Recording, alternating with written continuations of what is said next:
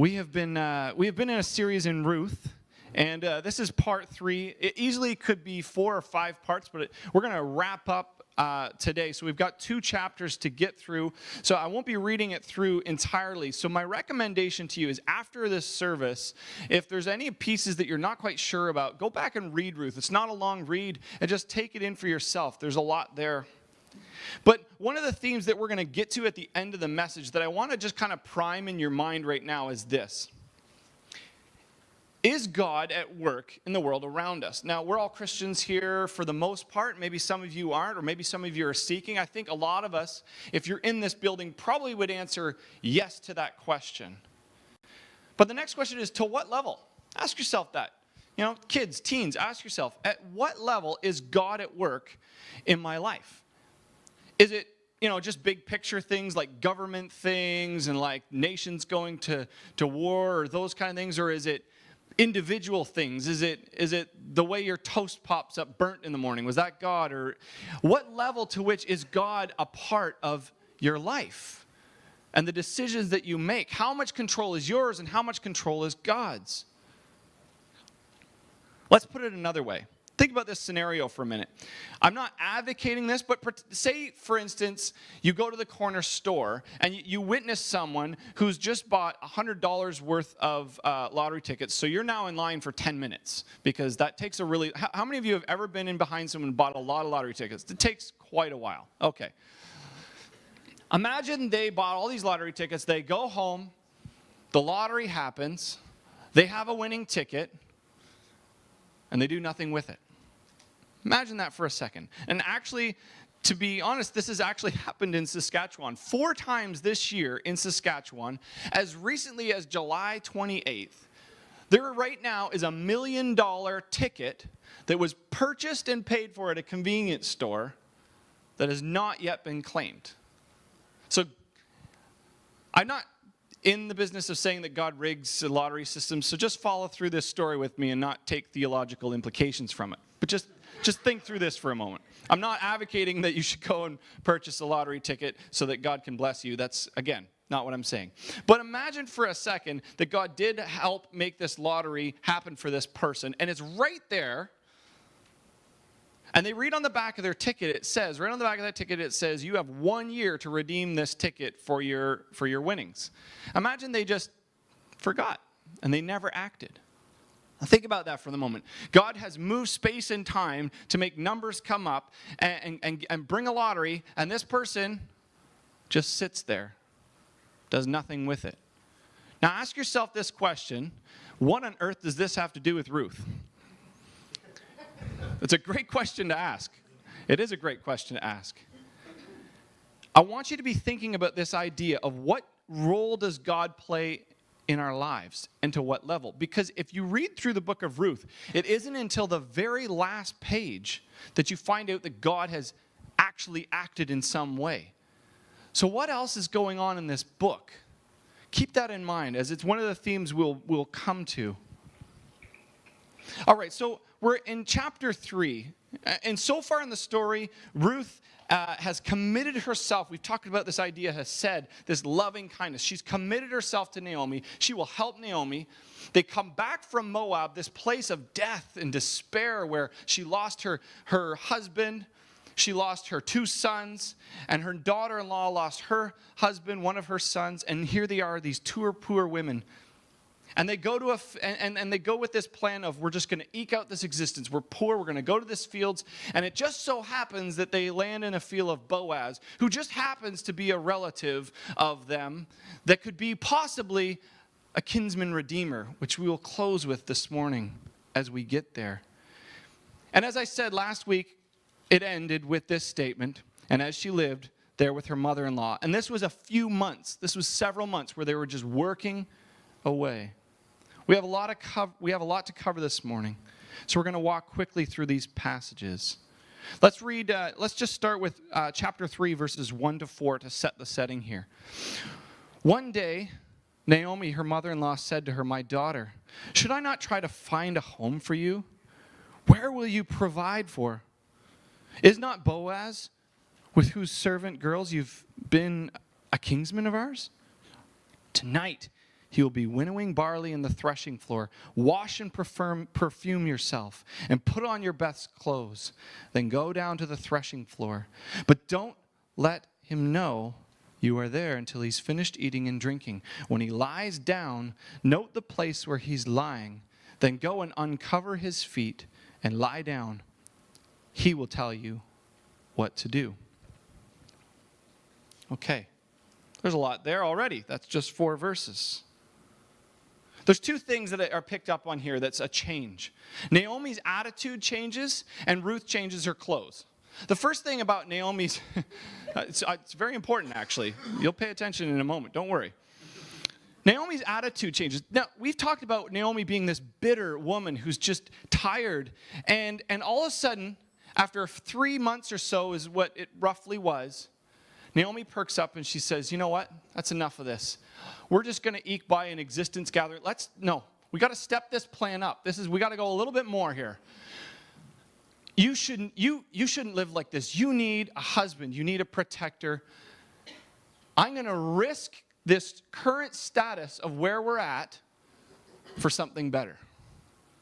This was a risk, and you have to understand that. But Naomi's attitude changes. It's almost like this shift is happening where she's now actually looking out for Ruth. Ruth, up till now, has been looking out for her.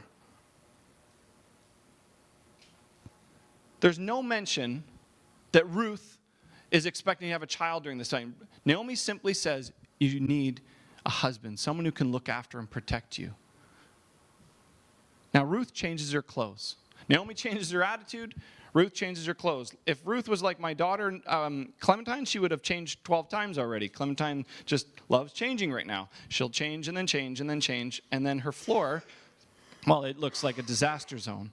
But Ruth changes her clothes. It says that she washes herself and puts on clothes. This isn't just like getting ready for a gown or a night on the town. This is a change between her attitude of mourning to now I am available. Now, warning. The following part of the story definitely hints about sexuality. If you're not comfortable with that, just maybe you should leave or something. I don't know what you're going to do. It's quite scandalous, and you've been warned, okay? Is that fair? Okay. Ruth is now in her available clothes, available to be married, that is. Think about presenting herself in a way, washing herself. I'm a little actually perturbed that the women only wash, once in a while. But I guess here we are. So what she's told to do, this is an awkward part here. So what she's told to do is go and uncover this man's feet, exposing his legs, and lay down beside him. And let me tell you, there's nothing more romantic than an old man's feet.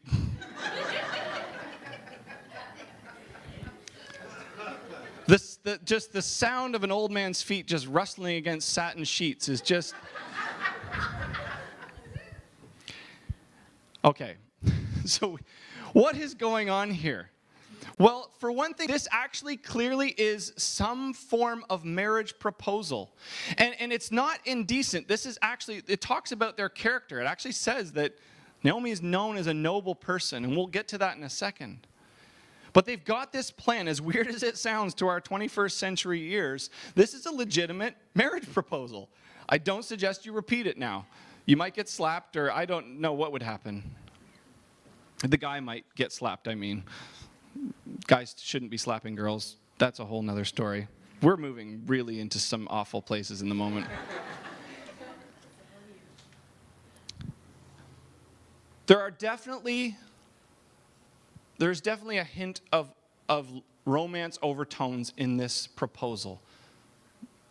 And yet, there's something very important. And this is one of the themes that is in Ruth that we'll talk about, is this idea of character. In verse 11 of Ruth, I'll read it right now. It says, "And now, my daughter, don't be afraid. I will do all you ask. All my fellow townsmen know that you are a woman of noble character." That noble character is Hayil. Now, we've talked about Hesed, which is loving kindness. Now we're talking about character, Hayil. What we find out is that she laid beside him or at his feet. Some think it was beside him or at his feet. It's an act of submission. It's an act of saying, I am at your mercy. I want to marry you because you are one of my kinsman redeemers. Please do this for me. So let's read verse 9 to 13. Who are you, he asked. She startles him in the middle of the night. He wakes up. She sees that she's there. I am your servant Ruth, she said. Spread the corner of your garment over me, since you are a kinsman redeemer. And he says, the Lord bless you, my daughter. He replied, this kindness, this hesed, is greater than the hesed you showed earlier. This kindness is greater than that which you showed earlier. You have not run after younger men, whether rich or poor. And now, my daughter, don't be afraid. I will do all you ask. All my fellow townsmen know that you are a woman of noble character. Although it is true that I am near of kin, there is a kinsman redeemer nearer than I. Stay here for the night, and in the morning, if he wants to redeem, good, let him redeem. But if he is not willing, as sure as the Lord lives, I will do it. Lie here until morning. Ruth asked Boaz to spread the corner of his garment over her, for you are my kinsman redeemer. In chapter 2, verse 12, Boaz says this. He says, may the Lord repay you for what you have done. May you be richly rewarded by the Lord.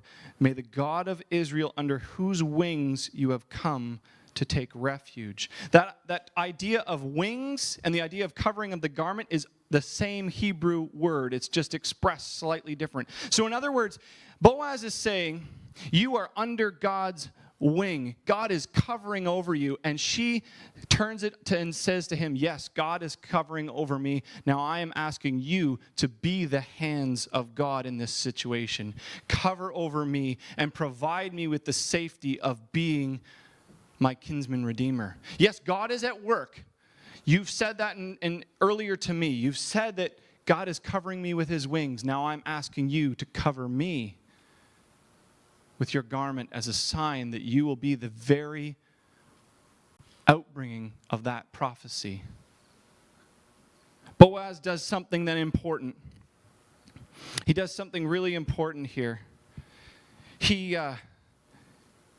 says to her about this kindness. We've talked about Hesed. I'm not going to go into detail again about Hesed again, but he says that this kindness you have shown is even greater than the kindness you showed earlier. You may begin to see the work of God here, but you'll also notice that God isn't particularly mentioned about these things. God is talked about as being protector for her, yet all these things, like she happened into his field, like Boaz just happened to be there. Again, it's sarcastic. It's the person who's writing this having a bit of way of saying, and it just so happened to be. God is at work in the background, orchestrating this all together. We just read about Hayil, about being character, and now we read about Hesed, and we're going to talk about this in a minute, which is that this idea of loving kindness and this idea about character are uniquely woven together. It's very important that these two go together. Let's read on a little further. He says to her as she leaves, he says, I'm going to do this. As she leaves, she says this, bring me the shawl you are wearing. In verse 15, it says this, hold it out. When she did so, he poured into it 6 measures of barley and put it on her, and then he went back to town. When Ruth came to her mother-in-law, Naomi, she said, how did it go, my daughter? Then she told him about everything that Boaz has done for her and added, he gave me these 6 measures of barley, saying, don't go back to your mother-in-law empty-handed. Don't go back empty-handed. Remember earlier when Naomi gets back into Israel and they're standing there like, hey, Naomi, what's going on? And she's like, don't call me Naomi, call me Mara, which means bitter. I've come here empty. There is now a vast change in the story. This woman who came back to Israel empty as her daughter-in-law stood there going, okay, I'm right here. I just committed my life to you. Now, Boaz says, do not go home empty. Go with provision. It's a form of a promise. It's a form of saying, I will do everything I can. And what does Boaz do? But he says, go home and make sure you do not go back empty. This woman will not be empty any longer. And then first thing what we notice is right away Boaz acts. And we're going to just read from verse 3 in chapter 4 to verse 8. Then he said to the kinsman redeemer, Naomi, who has come back from Moab, is selling a piece of land that belonged to our brother Elimelech. I thought I should bring you the matter to attention and suggest that you buy it in the presence of these seated here and in the presence of the elders of my people. If you will redeem it, do so. But if you will not, tell me, so I will do it. For no one has the right to do it except you. I am the next in line. I will redeem it, he says. Then Boaz says, just so you know, on the day you buy the land from Naomi and from Ruth the Moabitess, you acquire the dead man's widow in order to maintain the name of the dead man's property, or to maintain the name of the dead with his property. At this, the kinsman redeemer says, then I can't redeem it. I might endanger my own estate. You redeem it yourself. I cannot do it. Now, in earlier times, for the redemption and transfer of property to become final, one party took off their sandal and gave it to the other, and this was the method of legalizing transactions in Israel. So the kinsman redeemer said to Boaz, buy it yourself, and he removed his sandal. First thing you noticed after probably reading this section is that the Israelites have something about bare feet. First, you uncover his feet as a proposal for marriage, and then you're taking off sandals to give it to them to deal with contracts. But this whole section alerts us to these passages, and we don't have a lot of time to go deeply into them. But if you're interested, go back and read Deuteronomy chapter 25, 5 to 6, which we read last week, and then also read Leviticus 25. These two passages outline all the ways which provide a protection for the maintaining of land with Israel as attached to a particular clan. For instance, there's the year of Jubilee. You might have heard of the year of Jubilee. Every 50 years, there's this wonderful celebration. And say during that time, you got into some hard times, real hard times. And in that culture, what you would do is you would actually sell yourself essentially as a slave or as a servant to another person. But guess what? After 50 years, you get to go back. But during that time, there is someone known as a family redeemer, a kinsman redeemer. What they can do is they can go to that person who you sold yourself to and be like, listen, this family member was on hard times. I will pay the price for what they are worth for the rest of the working until the year of Jubilee, and then they're free. This is the idea of kinsman redeemer. A kinsman redeemer can do this for land. They can do it for, this is also another part, is when someone dies and they don't have children, they actually marry that person so as to give them a child and an heir. This kinsman redeemer provides that. And this is all talking about this. And so they're talking in a shorthand that unless you've read all this, you wouldn't be picking up all this. This is what it says in Leviticus 25 in a couple places. Each of you is to return to his family property, and each of you to his own clan. In the year of Jubilee, everyone is to return to their own property. Later on it says, if one of the countrymen becomes poor and sells some of his property, the nearest relative is to come and redeem what that countryman sold. All of this is talking about this idea of this redeemer who sets the stage, and at the end of chapter 5 it says, I've done this, I've put this as part of your culture because remember, I redeemed you out of Egypt. I made you guys who were slaves become free. This was the practice of the time. And here in kinsman redeemer in Ruth, it's mentioned a bunch. And here we are. This is the story. Now, this guy says he can't do it. The first kinsman says, no, you know what? I can't do this, guys. This is, no, the deal, I thought I was just getting property. that was going to help my estate. I didn't realize I had to do this. Because what would happen is that property actually would go back to Naomi. And so say this guy had a bunch of kids, and say they passed away, and he had no heir left, all of his estate would go towards Naomi's line through Ruth, if Ruth had a child. And he's like, you know what? This is not worth the risk. That foreign woman there, that Moabite woman, not worth it. Sorry. And he says, I won't do it. And Boaz, a person of character, says, then I will. Even if it risks my own estate, I will. Let's just pick up the story a little bit further in verse 13. This is kind of the closing of the story. Basically, Boaz purchases the land. He then acquires the right to marry Ruth, and they get married, and here we pick it up. So Boaz took Ruth, and she became his wife. And then he went to her, and the Lord enabled her to conceive, and she gave birth to a son. The woman said to Naomi, praise be to the Lord, who this day have not left you without a kinsman redeemer. May he become famous throughout all Israel. He will renew your life and sustain you in your old age. For your daughter-in-law, who loves you, and who is better to you than 7 sons, has given him birth. Then Naomi took the child and laid him on his lap and cared for him. The woman living there said, Naomi has a son. And they named him Obed. He was the father of Jesse and the father of David. And then there's a line here of a family tree that you can read on your own. This story has a conclusion. The empty hands that Naomi came back from Israel are now filled with a child. Ruth is restored. She is now married. She now has a child.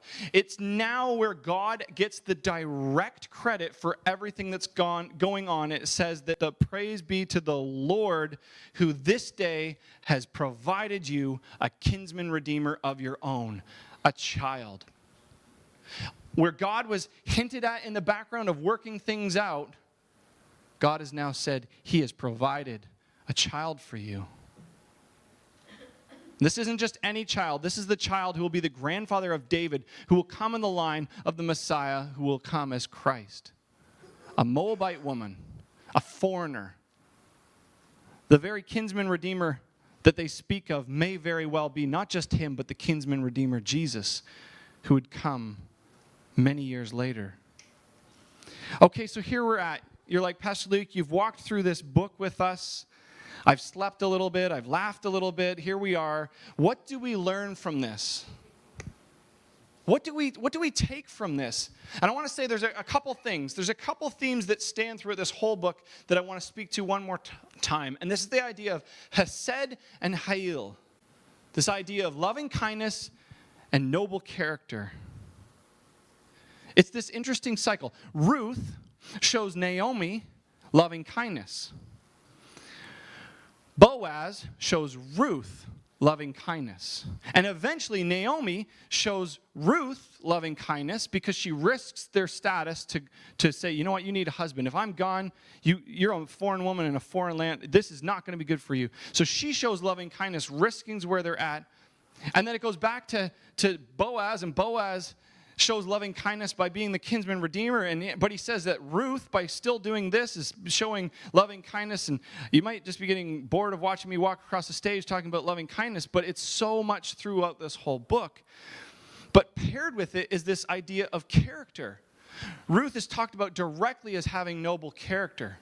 When other guys say, hey, no, I'm not going to follow her, or when Orpah goes, you know what, I'll say yes, I'll follow you, and then Naomi's like, it's going to be hard, it's going to be difficult. She's like, second thought, I'm going to go back to Moab. The other kingsman, hey, would you like to redeem this land? Yes, I'd love some land. It comes with this Moabite woman. Never mind, I'll come over here. When it's hard and when it's difficult is when loving kindness meets noble character. They go hand in hand. If you want to be the kind of person that the book of Ruth is exemplifying, then you have to be the type of person who is willing to exemplify kindness with character. Where are you when it's dark? What are you like when no one can see what you're doing? What comes through your mind in that moment? When you want to act and you see that homeless person, you walk by or don't walk by. What goes through your mind? What happens when you pass the bagel basket in your office and there's these bagels and there's a little tin and you're supposed to drop in money and you're like, I'll get it next time. Those little moments of character matter. Interestingly, these two characteristics go together. Genuine loving kindness does not have hidden motives. It has upright character. People who don't have hidden motives act out of sincerity, out of noble character. So this idea of to do a loving act needs to have a noble characteristic behind it. To do a noble act, but then secretly just want to benefit from it, it questions the idea of the character. To put on character, but with no loving action, it questions, is that character really real? This is a dynamic duel. This Hayil and Hesed, these two go hand in hand. You can't have one without the other. Extend this further. As God is working on behalf of the people, he shows Hesed, and they show Hesed to others.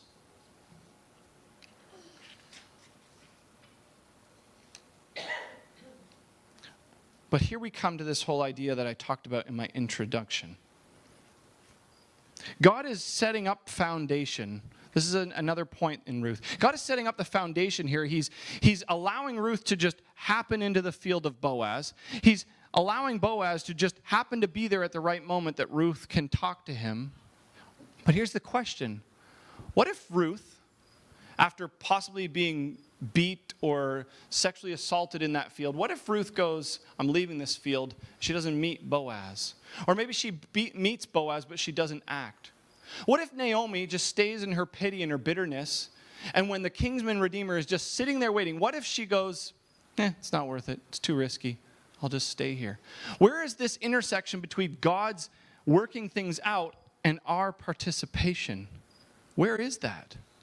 Where is that line? There is an intersection here between God's provision and our participation. God wanted to do something great, and Naomi and Ruth needed to act.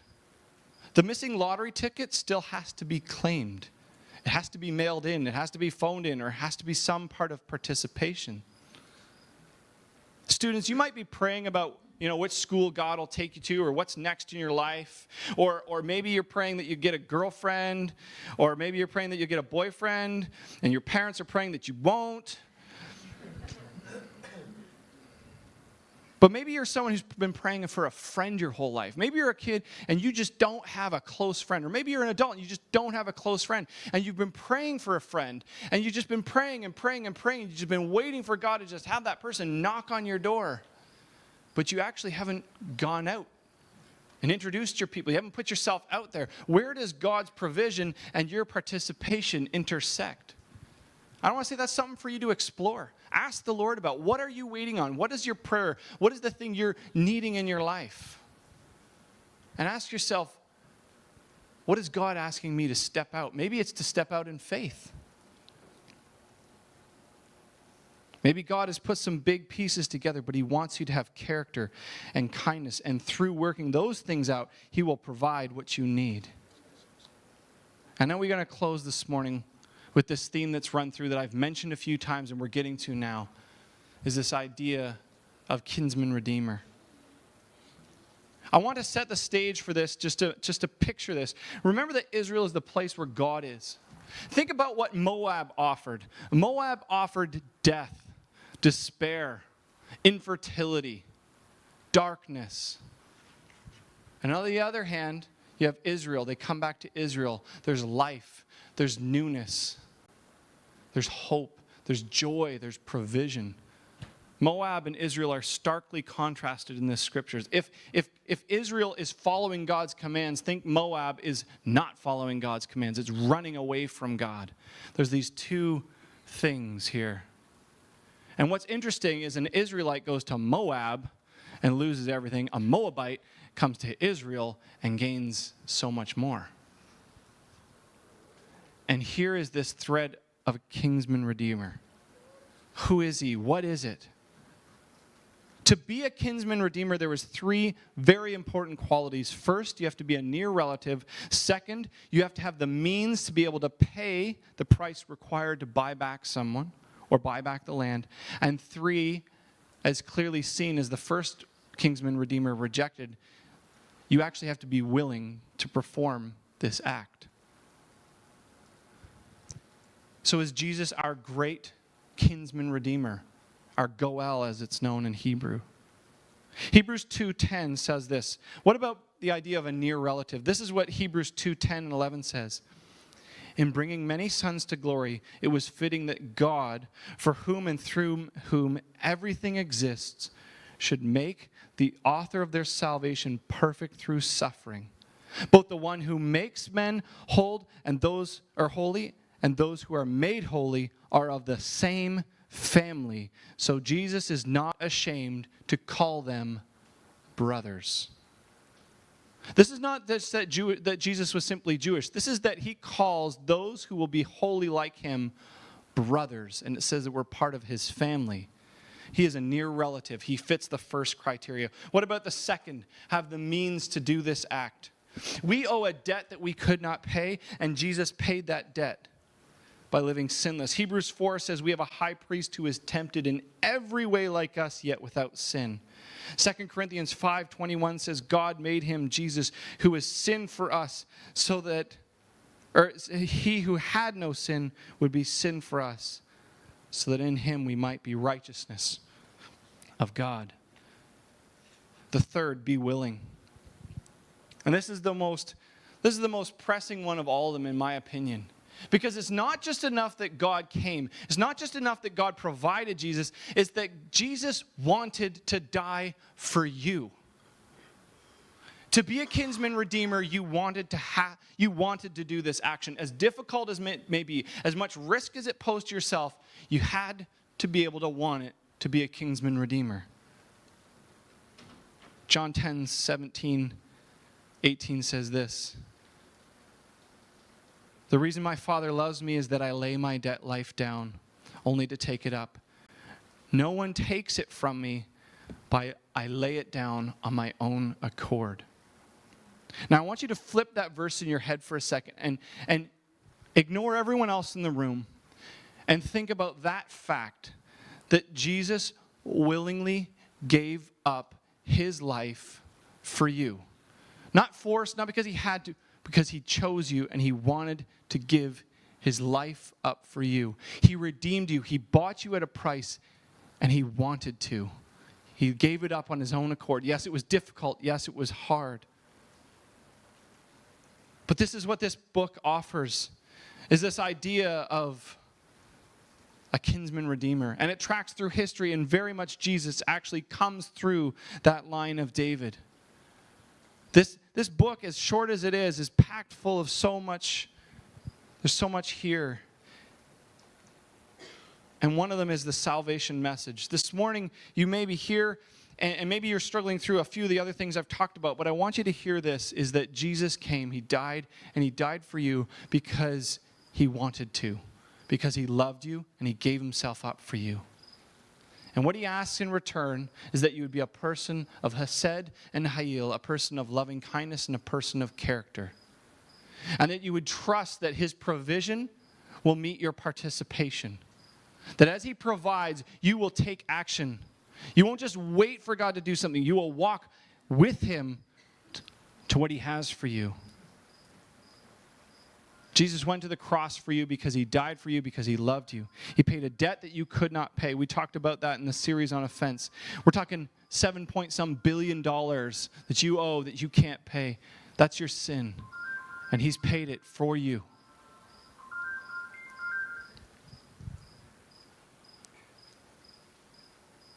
Heavenly Father, we thank you for this book of Ruth.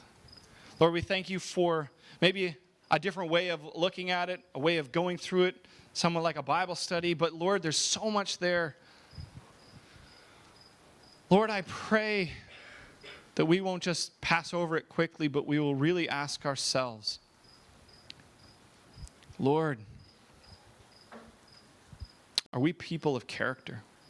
Is the person I am here on Sunday morning the same person that my children see at home? Am I the same person here as my coworkers see me? I'm the same person here as the neighbors down the street. Lord, is my character met with my kindness, my actions? Is my actions met with my character and vice versa? But most importantly, Lord, have we met you? Our very own kinsman redeemer, a family member who said when we were in slavery, when we sold ourselves to all the debt and muck that we have in our lives, when we sold ourselves off, you said, I will purchase you back. I will pay a great price for you, not because I just have to, but because I want to, because I love you. And I will show my kindness to you so that you will be set free to show kindness and love to others. Heavenly Father, we thank you for this book. We thank you that you tracked through history and that even though it looked like you were just in the background, you had a great plan at work for Ruth and Naomi, which would become the grandfather of David, Obed, who would become the king, David, who would become the line on which Bethlehem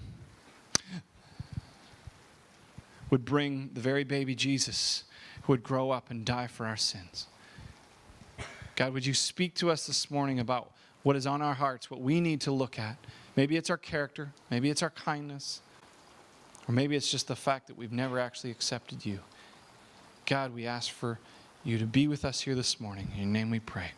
Amen.